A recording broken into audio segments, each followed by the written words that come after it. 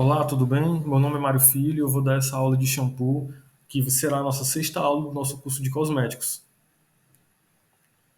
O nosso curso vai conter alguns tópicos no nosso sumário principal, que vai contar desde o surgimento, falando um pouco sobre o que é um shampoo, os diferentes tipos de shampoo, o método de produção dele e as tecnologias e tendências. Primeiro vamos falar um pouco sobre o surgimento, né? Então eu trouxe essa imagem aqui de fundo para mostrar um pouco de uma planta que foi muito importante no surgimento deste produto. Então, falando desde o começo, né, desde os primeiros usos, eu gostaria de falar primeiramente a vocês sobre a questão da utilização do shampoo dos povos mais primitivos, né? Então, desde o início que a gente tem registros, a gente percebe que vários povos, desde o início do registro de escrita e outras maneiras, a gente percebe um cuidado desses povos que eles tinham com o cabelo. Então, eles tinham, sim, produtos naturais, geralmente produtos à base de plantas, rosas, diversos produtos como sucos de limão, vinagre, vários outros produtos que eles utilizavam para lavar o cabelo, né? Até porque o próprio cabelo era considerado um objeto de grande vaidade. Aqui, por exemplo, eu trouxe a imagem de uma representação do Egito e que eles utilizavam, né, tanto o vinagre ou o suco de limão para limpar o cabelo e o couro cabeludo. Então a gente percebe que diversos povos já utilizavam produtos, pois eles tinham essa necessidade para limpar os cabelos, de controlar a oleosidade e amaciar os fios. Então é uma necessidade que parte independente da época. Passando um pouquinho mais no tempo, desde utilizando bastante desses produtos naturais, a gente, chegando um pouquinho na Idade Média, a gente percebe que muitas fórmulas eram utilizadas pelos antigos. Então, cada vez mais essas fórmulas eram levadas para a Europa durante o período das Cruzadas. Então, esse período foi um período muito importante, pois ele permitiu que o Ocidente tivesse um maior contato com os conhecimentos, as técnicas, as tradições do Oriente. Então, esses conhecimentos foram levados para a Europa, só que, como vocês podem perceber aqui, né, no texto, muitos desses ingredientes ainda eram de caráter bem artesanal. Então, eles incluíam como itens como banha de urso, raiz de couve, rãs, ferrugem, infusão de ervas. E esses itens, apesar de serem um pouco particulares, acabavam causando muita repulsa nas pessoas, pois acabavam sendo confundidos com práticas de alquimia ou bruxaria mesmo. Então, mesmo esse conhecimento sendo levado e sendo até utilizado em algumas partes, ele não acabou se difundindo muito pela sociedade na época. Já no período do Renascimento, foi observado o uso de pó de argila para desengordurar o cabelo. Então, aqui eles já usam um tipo de shampoo mais em pó, não exatamente um shampoo, mas um produto específico em pó para acabar tirando o excesso de gordura. Também, quando começou a surgir itens como perucas e outros itens cosméticos de cabelo, eles também utilizavam muito desse tipo de pó de argila, alguns tipos de pós perfumados, para também mascarar esses odores, para acabar não tendo um aspecto muito desagradável. Lembrando também que na Europa a água que eles utilizavam era muito rica em sais minerais e acabar que isso atrapalhava bastante o tratamento do shampoo. Então, como a água era muito dura, quimicamente falando, o shampoo não era tão eficiente, sendo necessário usar os shampoos que, no caso falando, mais especificamente sabões mais puramente quimicamente falando. Então, mesmo sabão que muitas vezes as pessoas não utilizavam essas ervas, esses produtos, lavavam os cabelos com sabões, a partir da disponibilidade da pessoa. Então, eles usavam sabões e que causavam muito dano nos cabelos. O shampoo primordial. O primeiro produto mais parecido com shampoo surgiu na Índia e ele era chamado de shampoo, que significa massagear, que ele era um produto especificamente para lavar o cabelo, mas ainda assim é um pouquinho diferente da forma que a gente tem hoje. Mas ele era assim um produto a partir de uma planta que era utilizado para lavar os cabelos. Tanto que eles tinham esse conhecimento e justamente eles faziam esse ato de massagear para fazer o ato completo da limpeza, né? Então ele parte dessa fruta chamada sapinho do saponário, que é mostrado aqui na imagem à direita, que ao ser fervida ela produzia uma mistura espumante que limpava o cabelo. E ela era misturada geralmente com algumas uvas secas, algumas outras ervas para dar mais cheiro e outras características a esse shampoo. Então, esse produto era utilizado para lavar os cabelos e continuou sendo utilizado tradicionalmente na Índia, por volta de 1500. Só que, com o passar do período, ele acabou sendo caindo na mão dos ingleses, já que a Índia foi colônia britânica. Então, os britânicos colonizaram a Índia e tiveram contato com esse produto. E acabar que levaram ele para não só para a Inglaterra, mas também por toda a Europa. E as pessoas começaram a utilizar esse produto e acabar aumentando assim, a popularidade do hábito de lavar o cabelo. Mas mesmo assim, esse produto de origem natural não era o suficiente para atender toda essa demanda. E com o passar do tempo, as pessoas começaram a utilizar mais e mais sabões e sabonetes para lavar o cabelo. Como havia falado, ele não é exatamente o mais ideal, justamente por ele ser muito forte e acabar danificando o cabelo. Mas, dada a disponibilidade, as pessoas acabavam lavando mesmo que em frequências mais baixas, como as que as pessoas utilizam hoje em dia, geralmente uma vez por mês ou uma vez a cada 2 meses, essas pessoas nesse período, a partir do século XVI, XVII, ainda não lavavam com esses produtos. A primeira fórmula de shampoo era semelhante à do sabão e utilizava detergente à base de alcatrão ou solda cáustica, com bicarbonato de sódio e ervas. Então esse produto caiu nas graças dos cabeleireiros ingleses por volta desse ano aqui de 1756, onde foi criado o primeiro banho de shampoo, que eram casas, prédios, instalações comerciais que vendiam esse tratamento. Então as pessoas começaram a oferecer esse tratamento às pessoas, onde as pessoas podiam pagar para poder terem seus cabelos lavados.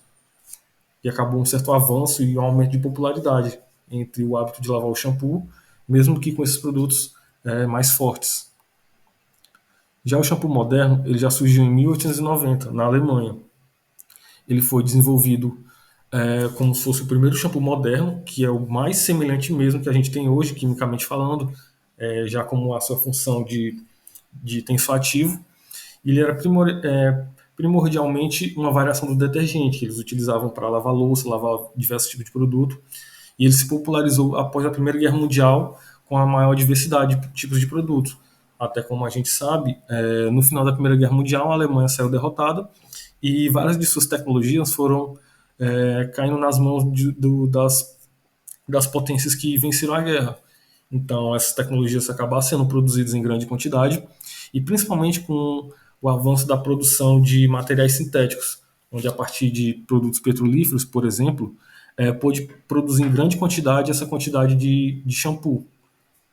Além de que, após esse período da Primeira Guerra, também começaram a se desenvolver a utilização de condicionadores para complementar o tratamento. Mas shampoo, o que seria esse shampoo? Antes de mais nada, eu gostaria de fazer essa pergunta. Qual cabelo você queria acordar pela manhã, se fosse para escolher? Esse da esquerda ou esse da direita? Então, só de perceber, eu acredito que, por essas imagens, eu acredito que você possa estar escolhendo o cabelo da direita, pois ele apresenta um aspecto bem mais diferente da outra moça, já que ele apresenta um aspecto mais liso, menos viscoso, sedoso, mais fácil de pentear, enquanto da esquerda ele é mais quebradiço, mais solto e tem um aspecto um pouco mais desarrumado.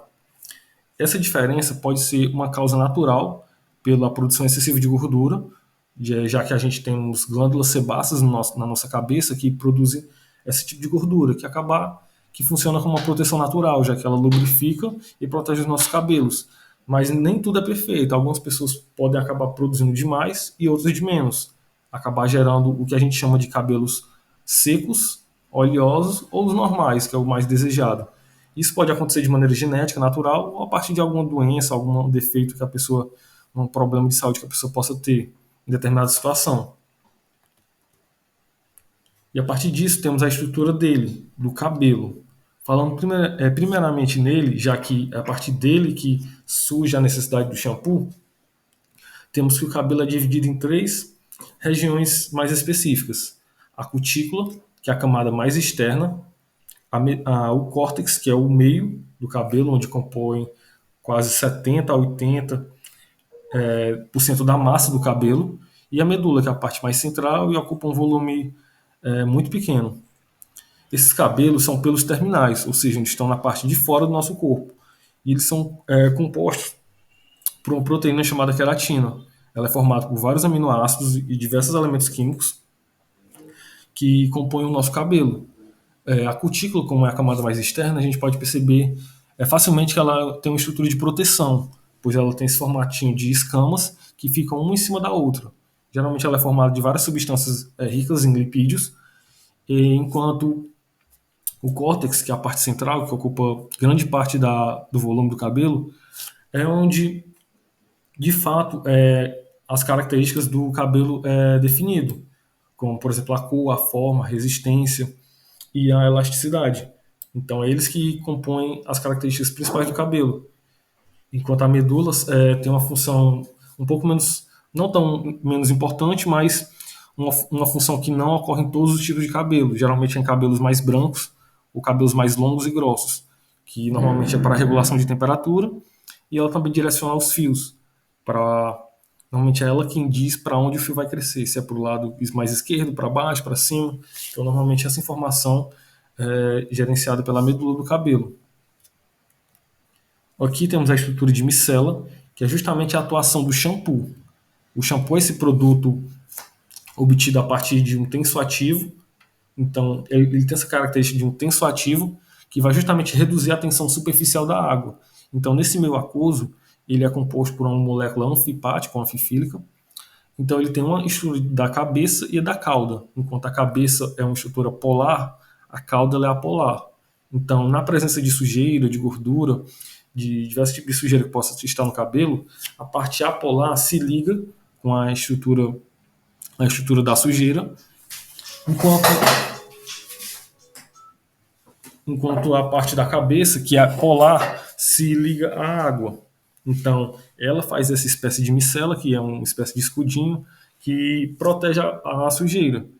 Mas por que ela protege? Para poder ser arrastada pela água, já que a sujeira ela é difícil, ela normalmente sendo apolar, não é separada pela água tão facilmente. Então essa estrutura consegue retirar mais eficientemente a sujeira do que se fosse tirada só com água.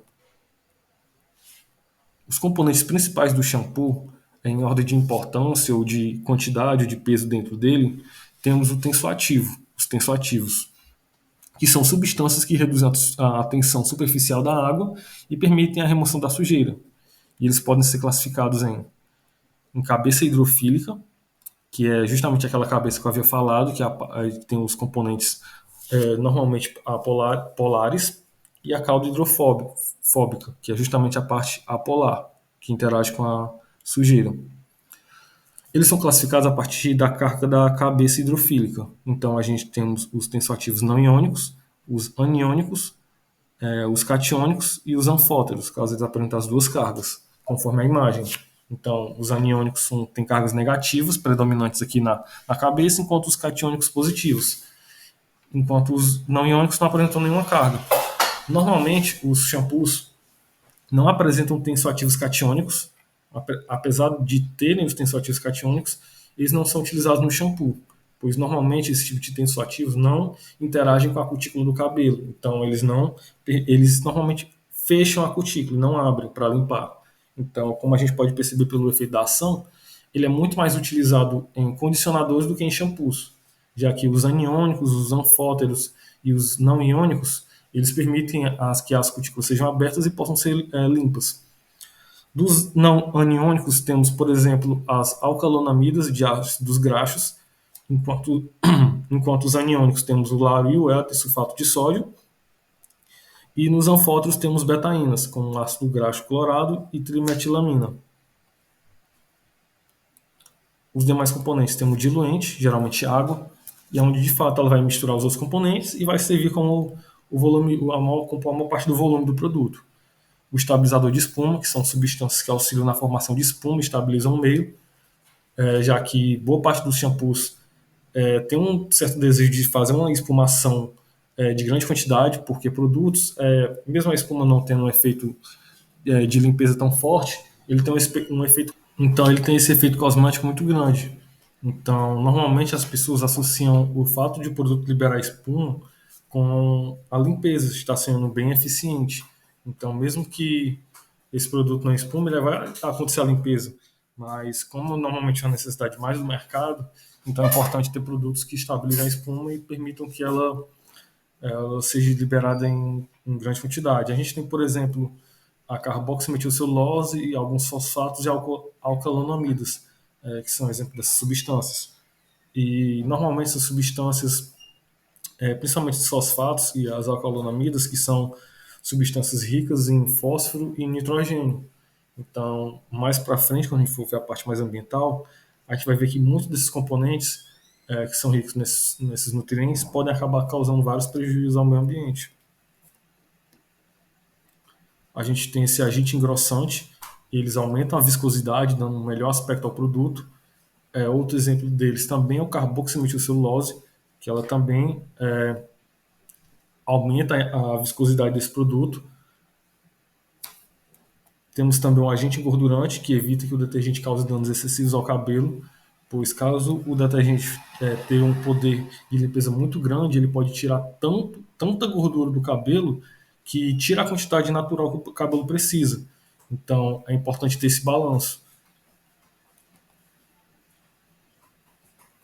Temos o agente perolante, que causa um aspecto perolado ao produto, melhorando o aspecto visual e sensorial. Normalmente ele é atribuído a alguns tipos de produto específico que junto com outros produtos químicos, fazem uma classe diferente de shampoo, que mais pra frente a gente também vai ver que esse shampoo perolado, já que ele tem algumas propriedades intermediárias. Então ele nem limpa pouco e causa pouco dano, e nem limpa muito e também não causa tantos danos. A gente tem um agente conservante, que são substâncias que aumentam o tempo de vida do produto, como por exemplo o metil e propilparabenos, que são substâncias que vão garantir que o produto se mantenha na prateleira por mais tempo. Temos essências e corantes que fornecem cor e aroma para o shampoo, caracterizando ele. Por exemplo, alguns extratos botânicos, vitaminas e proteínas que vão ajudar o cabelo a crescer mais. São alguns desses exemplos. Temos também aditivos especiais que acrescentam características e propriedades ao shampoo, permitindo que ele seja rotulado de uma maneira mais diferente, como por exemplo, cabelos com shampoos com cabelos, com tintas para cabelos. Então, o próprio shampoo já deixa o cabelo colorido.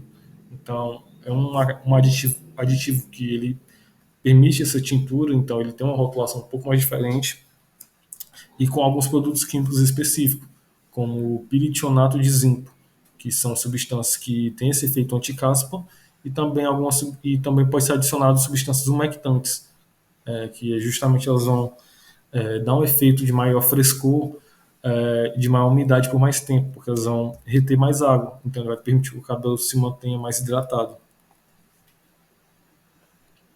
Os condicionadores, né? Não tem como falar de shampoo sem falar de condicionadores.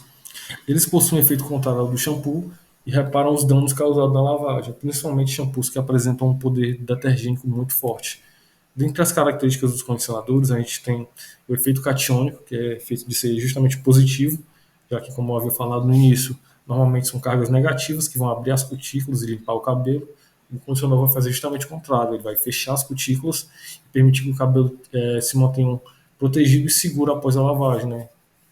Protegendo ele caso que após uma recém-lavagem ele não vá ser danificado logo em seguida. Temos o poder antiestático, justamente por esse poder, esse caráter mais positivo, ele vai permitir que o cabelo faça um balanço mais preciso das cargas elétricas, não ficando com cargas a mais negativas ou cargas a menos. E isso afeta de maneira bem mais intensa o cabelo, pois ele impede que o cabelo fique muito assanhado, o cabelo se levante assim muito facilidade e fique mais desordenado, ou alguma dificuldade de pentear, por exemplo. Temos também um caráter um pouco mais ácido, justamente para balancear o caráter mais básico do shampoo. E o aspecto um pouco mais gorduroso, como eu havia falado também, é um aspecto mais para controlar o excesso de tirada de gorduras e óleo do cabelo, fazendo com que o cabelo, após a lavagem completa, com shampoo e condicionador, ele tenha um balanço neutro em relação à quantidade de gordura, né? Apesar dela ser retirada, ele normalmente permite que ele tenha a mesma quantidade depois. E quanto aos tipos, eles podem ser classificados de diversas maneiras, mas as principais que eu vou utilizar aqui é em relação à atuação dele. Temos o anticaspa, como o próprio nome já sugere, ele possui propriedades e substâncias que ajudam no tratamento contra a caspa e alguns problemas de oleosidade no couro cabeludo. que justamente contém aquela substância, o piritionato de zinco. Shampoos anti-queda, que combatem a queda de cabelos e fortalece o couro cabeludo, estimulando a produção de mais fios.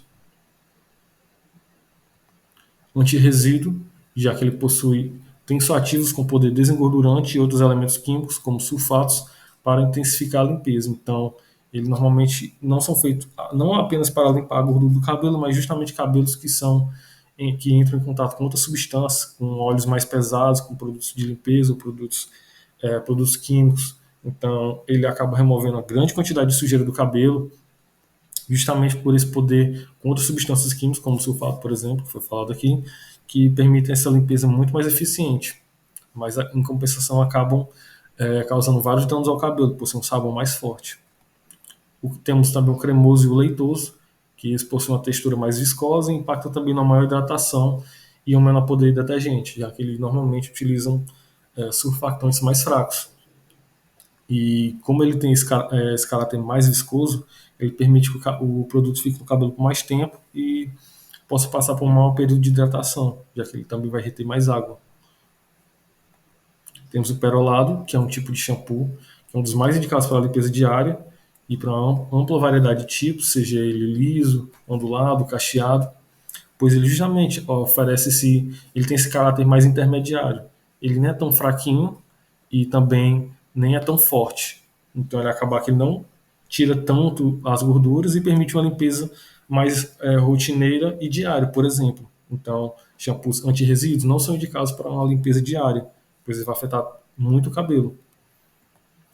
Temos também o shampoo seco, que é um shampoo em spray, que ele é muito utilizado por essa comunidade, pois ele pode ser carregado dentro de uma bolsa e não necessita de água para lavar. Então, você pode levar ele numa bolsa, numa mochila, simplesmente passar ele no cabelo e o cabelo já vai ter boa parte da oleosidade absorvida ou removida. Então, ele dá um aspecto melhor ao cabelo em situações que não poderiam ser lavadas, por exemplo. Temos o shampoo sem sal, que ele tem uma textura menos viscosa, pois o cloreto de sódio, o sal, ele também é utilizado como agente engrossante. Então, ele resseca menos o cabelo por não apresentar esses sais. Então, acabar que ele tem esse balanço. Ele é menos viscoso, ele acaba fica um pouco mais fino, mas tem esse efeito. Também é indicado para cabelos com química. Cabelos que passam por processos químicos, com processo de alisamento, escova. Então, eles são os mais adequados para não interferir no tratamento.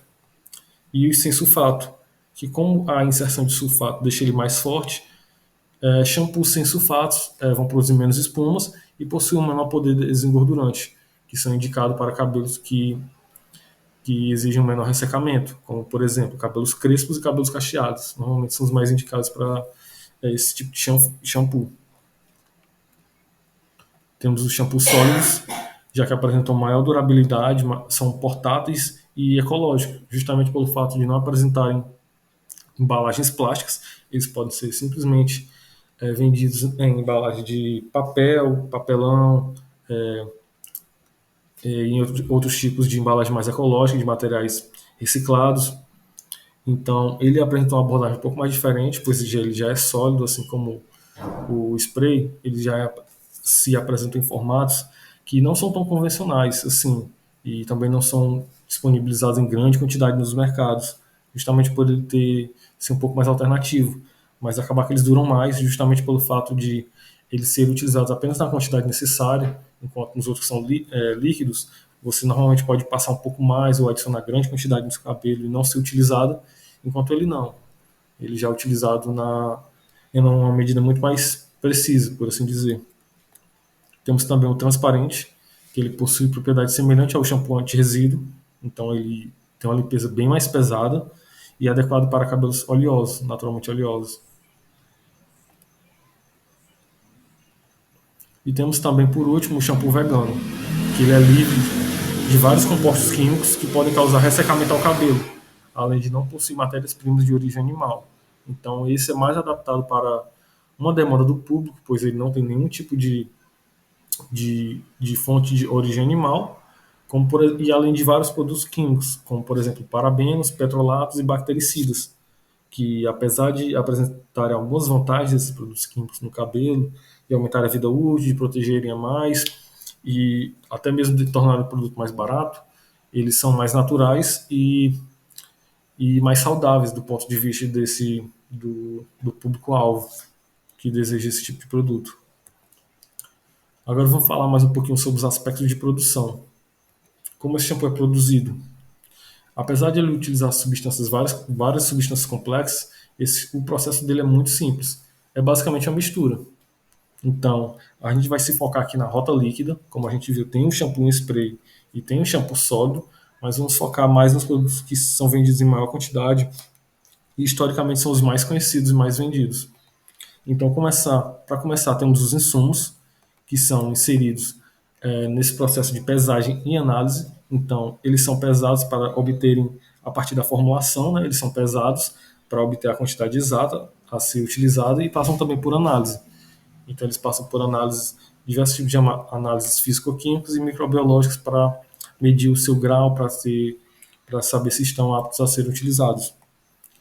Após isso, eles vão para o tanque de mistura, onde são misturados, e após um período de mistura, eles passam por mais uma análise de qualidade, onde já com o produto feito, formulado, ele é analisado todas as suas propriedades e verificado se ele está apto ao seu uso. E por fim é feito um invase, onde ele vai ser disponibilizado já com a forma final de shampoo. Essas são as etapas principais de produção, que justamente representam as etapas de produção desde o início que a matéria-prima entra e sai. Então, como vocês podem ver, são etapas bem simples. A etapa principal, de fato, é a mistura, onde eles são misturados e você já tem o shampoo basicamente pronto, sem necessário só análise para confirmar a sua utilização e o invase para ser disponibilizado para o público consumir. Aqui temos o processo fundamental que mistura toda a matéria-prima. Então ele passa por esse tanque, que a gente pode chamar um tanque batelado. Esse tanque batelado ele é aberto, os insumos são adicionados. Então o tipo de maneira como ele é adicionado, o tamanho varia muito de cada tipo de indústria e de cada tipo de produto. Normalmente se tem produtos que são vendidos em grande quantidade, normalmente é um preço mais barato e apresentam propriedades mais básicas, apenas a propriedade de limpeza. E temos também produtos de shampoos que apresentam um preço bem mais elevado, mas em compensação possuem várias propriedades, são bem mais específicos e normalmente pelo preço são produzidos em quantidades menores. E são o que varia normalmente de um de outro é os aditivos que são utilizados. E normalmente, como eu ouvi falar, são tanques batelados como esse que podem variar de tamanho e onde é feito todo esse processo de mistura. Eles são feitos justamente em batelada para ter um maior controle, porque diferente de outros tipos de produto, especialmente produtos de grande quantidade, para outros tipos de indústria, ele é um produto que vai ser passado diretamente por contato humano, especialmente os cabelos. É um produto que você deseja ter um cuidado maior, além de que esse produto pode, caso tenha um problema no processo, se ele estiver contaminado, ele pode causar problemas não só no cabelo, mas também no corpo humano em geral, já que normalmente durante o processo de lavagem ele pode passar para os olhos, para a mucosa. Então o processo de batelada é mais seguro e garante uma maior mistura, né, dos produtos e das matérias-primas. Mistura perfeita. Ela é a nossa principal condição a ser considerada nessa etapa. Então, na engenharia química, normalmente se estuda bastante sobre esses estados de mistura perfeita, em algumas disciplinas, principalmente na cadeira de reatores, e a gente necessita dessa condição, pois é importante que as propriedades físicas sejam constantes ao longo de todo o nosso reator batelado. Aqui temos que a produção de espuma é indesejada, justamente porque ela vai diferenciar as propriedades químicas, já que ela vai criar um volume, uma região de volume, por exemplo, se ela for criada aqui, ela vai gerar um volume com propriedades físicas totalmente diferentes de toda a nossa mistura.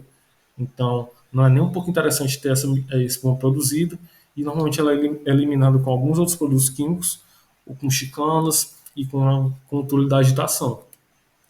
O volume desses reatores podem variar de 100 para mais de 10 mil litros, a partir da demanda. Os principais parâmetros analisados nesse processo é a polaridade das substâncias químicas, pois se elas forem de polaridades muito diferentes podem causar problemas na mistura, o pH, a temperatura e a vazão. Mas para falar a verdade, não é a vazão, é o volume. Prestando atenção mais uma vez, estamos trabalhando com reatores batelada. Então, só para garantir que vocês estão atentos, na batelada o volume é muito mais importante do que a vazão, já que não está entrando nem saindo constantemente volume. O volume entra, passa um determinado período dentro do reator, do tanque, e depois que ele é removido. Então, para ficar bem esperto, vamos se atentar que o volume é uma das medidas mais importantes. Aqui temos um vídeo.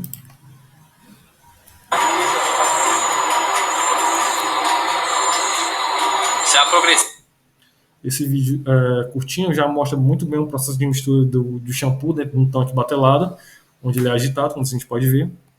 Aqui a gente tem também mais outro vídeo.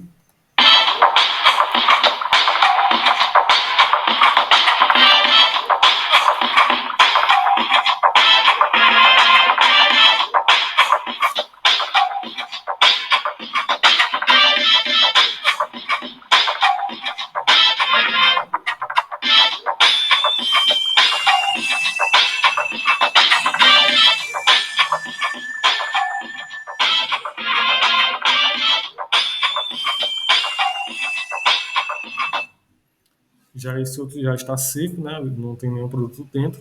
A gente pode perceber as dimensões, o tamanho, como ele funciona, a rotação, algumas características bem importantes dos reatores.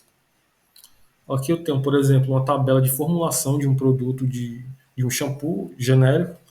Não vou entrar em detalhes aqui em relação ao tipo dele, mas aqui eu tenho vários produtos, como foi falado, nos tipos dele, na quantidade que ele é utilizado e a sua função dentro do shampoo. Aqui, por exemplo, pegando só alguns, temos a água, que é o veículo, que é o meio em que ele vai ser misturado. O lauril éter sulfato de sódio, esse vai ser o nosso tensoativo primário. O lauril éter sulfosuccionato de sódio, que ele é utilizado como tensoativo secundário ou cotensoativos, pois geralmente shampoos mais modernos utilizam uma mistura de vários tensoativos diferentes, pois cada um deles normalmente abrange uma faixa específica de limpeza. Então você mistura tensoativos mais fortes com tensoativos mais fracos, que vão acabar limpando uma quantidade maior de tipos de cabelo diferente. Então a gente tem também esse sobreengordurante, que é a dietanolamida de ácido graxo de coco, que é justamente esse produto que vai dar uma quantidade maior de gordura no produto. Temos cloreto de sódio, como eu havia falado, vai servir como espessante aqui no nosso produto. Ácido cítrico e hidróxido de sódio, que são substâncias comumente utilizadas para regular o pH. Caso o pH fique muito básico, é adicionado ácido cítrico para tentar controlar o pH, para não perder a batelada, para não ficar um produto muito insalubre para quem for utilizar, e do contrário também é válido. Caso o shampoo final fique muito ácido, é utilizado o hidróxido de sódio para regular esse pH. O nosso controle de qualidade é uma etapa muito importante, pois é onde vai ser testadas as propriedades do produto e verificar se ele pode ser lançado ao mercado, se não vai fazer nenhum mal. E as propriedades físicas mais importantes a ser analisadas aqui são a viscosidade, o pH, a cor,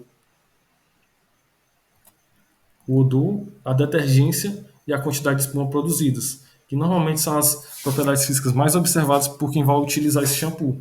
Então, normalmente, uma pequena variação nessa propriedade, em uma dessas propriedades, pode impactar no sucesso ou no fracasso da venda de um shampoo. Quanto às normas, temos que obedecer à legislação vigente, como as resoluções RDC 250 de 2004 e RDC 752 de 2022. Algumas normas geralmente regulamentam que a viscosidade esteja acima de 2.000 centipoase, que é a unidade de viscosidade, mas normalmente os shampoos apresentam a viscosidade entre 4 a 7.000. O pH entre 5 e 7, apresentam um aspecto líquido viscoso. E aqui eu tenho, por exemplo, algumas normas, já são normas a mais, não são as normas mínimas recomendadas, mas são normas de qualidade, né?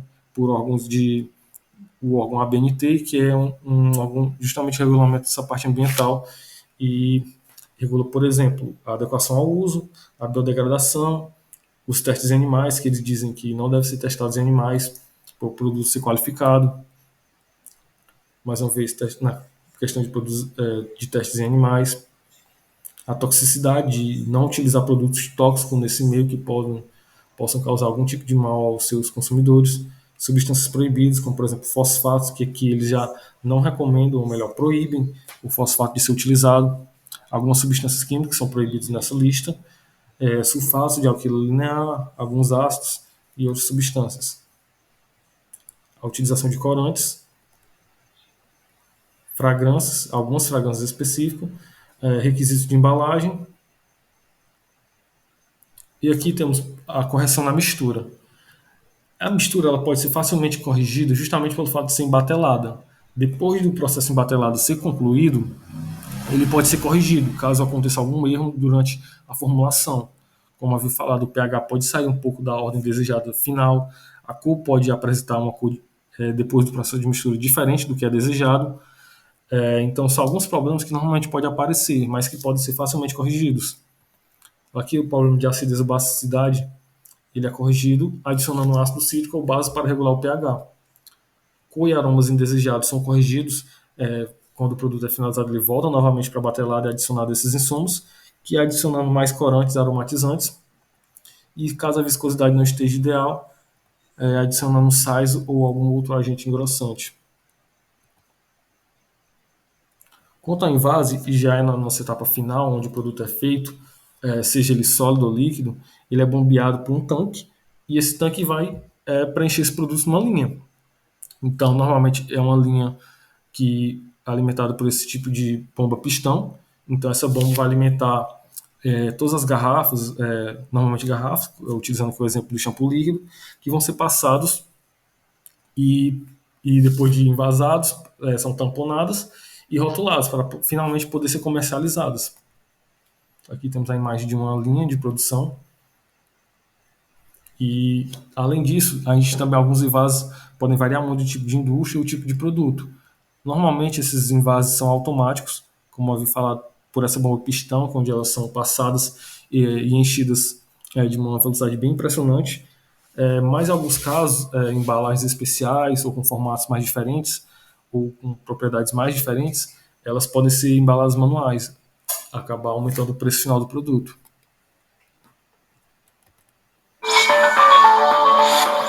Aqui mais outro vídeo.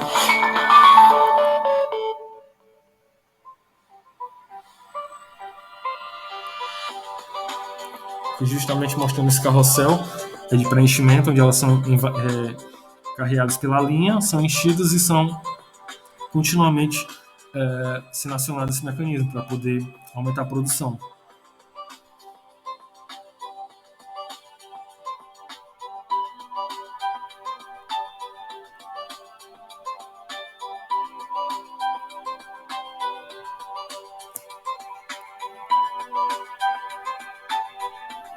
Após esse processo, ele também passa por esse processo, o processo de tamponação, onde vai ser inserido as tampas.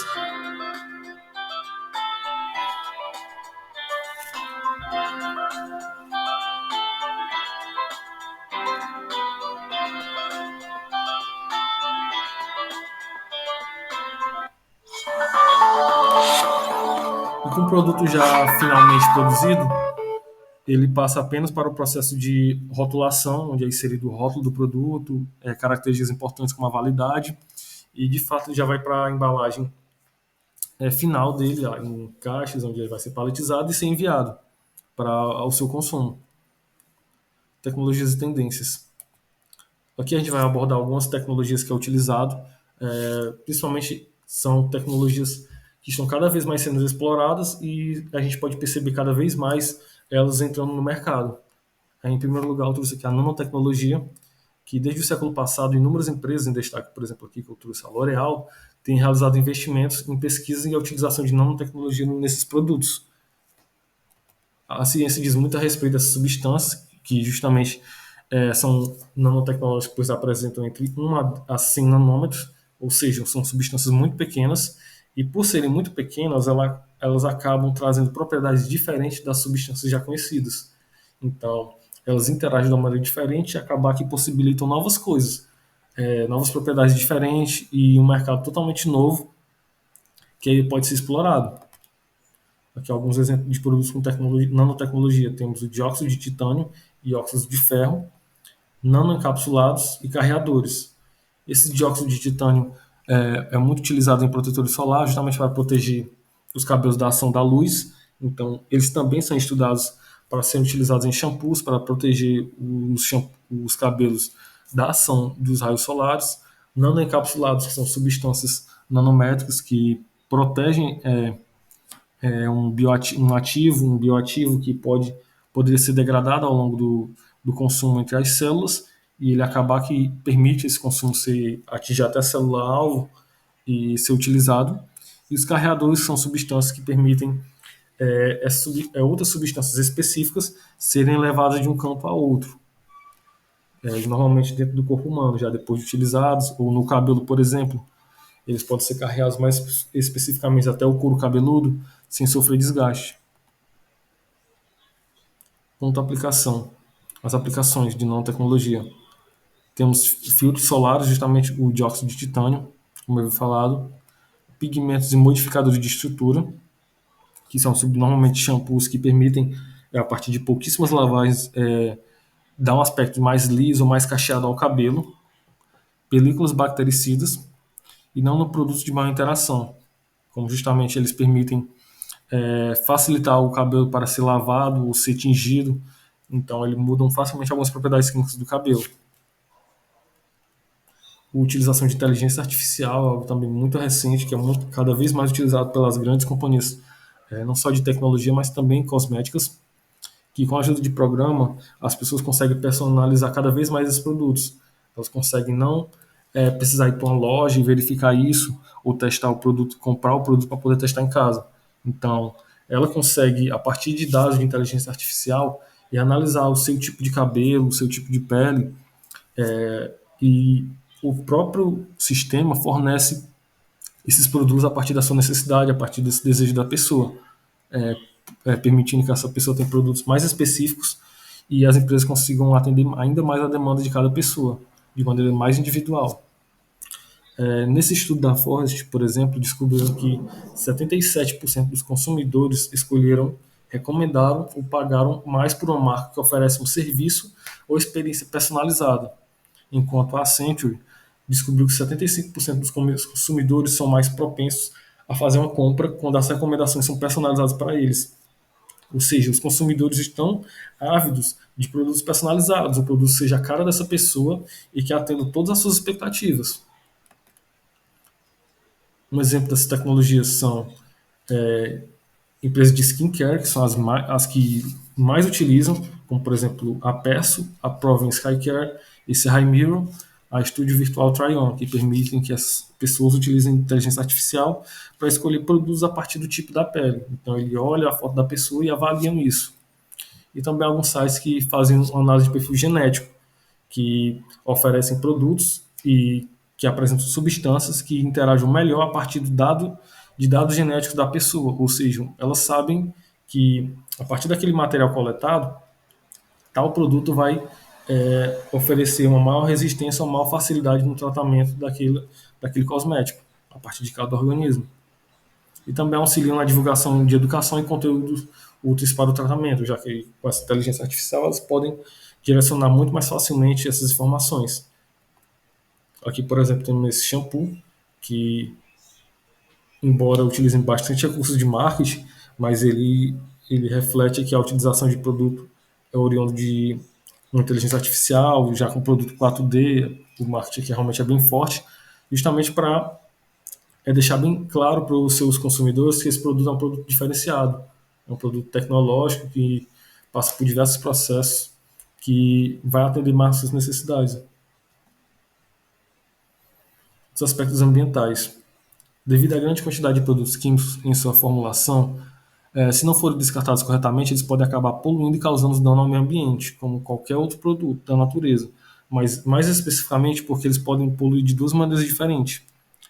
Tanto pela o produto químico em si, que é derramado, despejado, ou depois de lavado, não é destinado corretamente, tanto pelo o tratamento de esgoto, como pelo acúmulo das embalagens plásticas, que normalmente são a maior quantidade de recipientes que transportam esses produtos, que podem acabar indo para regiões marítimas ou se acumular em lixões, e ambos os meios acabam poluindo a natureza.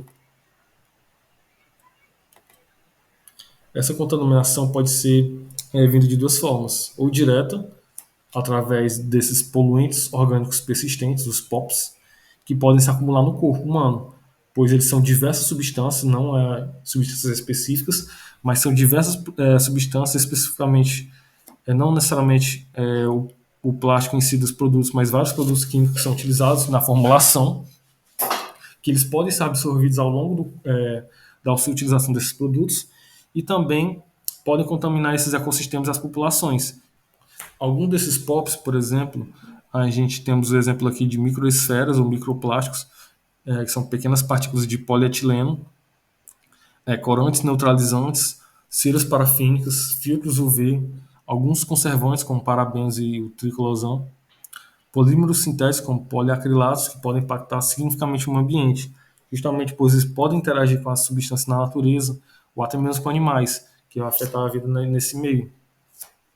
E muitos deles são de origem petroquímica e têm a sua interação incerta até hoje, de como eles podem interagir com esses meios e como essa poluição pode chegar neles e podem também chegar a gente de maneira indireta. Então, elas são substâncias químicas de difícil degradação e oriundas de diversas fontes, né, chegando a 10 mil tipos diferentes. Como havia falado, elas não são produtos específicos que devem ter uma cautela. Mas as mais conhecidas são essas microesferas, microplásticos, por exemplo, que são gerados a partir do glitter. Então, produtos que possuem glitter normalmente são muito contaminantes. Aqui mais uma vez a imagem do glitter, que são feitos a partir de plástico e metal e não são biodegradáveis. Então podem acabar se acumulando na rede de esgoto e contaminar a vida marinha e a cadeia alimentar. Eles também podem causar asfixia e lesão em animais, como os peixes, por exemplo, afetando toda essa cadeia alimentar.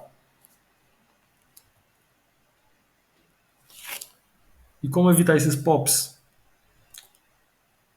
Se eles estão em vários produtos diferentes?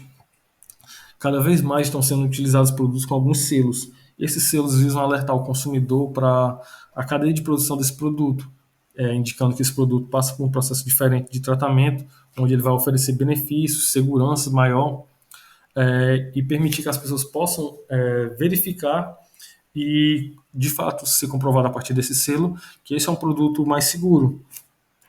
Dentre os mais seguros, os mais conhecidos, os mais aprovados pelos consumidores, temos o selo Eco-Friendly, que é justamente um selo que mostra que esse produto ele age de acordo com a legislação ambiental e causa menos danos ao meio ambiente. Então ele tem as certificações que permitem isso. Temos também o Cruelty Free, que é um selo que visa mostrar ao consumidor que este produto não é testado em animais. Então é um selo livre de crueldade, em tradução livre, que não acontece nenhum tipo de maus-tratos a nenhum animal utilizado durante o processo, porque normalmente as diversas empresas de cosméticos utilizam animais. Então esses animais são colocados em situações até um pouco desagradáveis e são aplicados produtos neles. Então muitos deles podem sofrer durante o processo. Paraben Free são livres de parabenos, são produtos que não apresentam esse composto químico, que, como eu havia falado, é um produto de origem petroquímica e muitas vezes ele é atrelado a causas de câncer em diversos tipos de pessoas, pois ele pode afetar o sistema de hormônios das pessoas, principalmente não só nos homens como nas mulheres, na testosterona, mas no estrogênio na produção. E temos também os veganos, que não contêm produtos de origem animal, independente de qual for.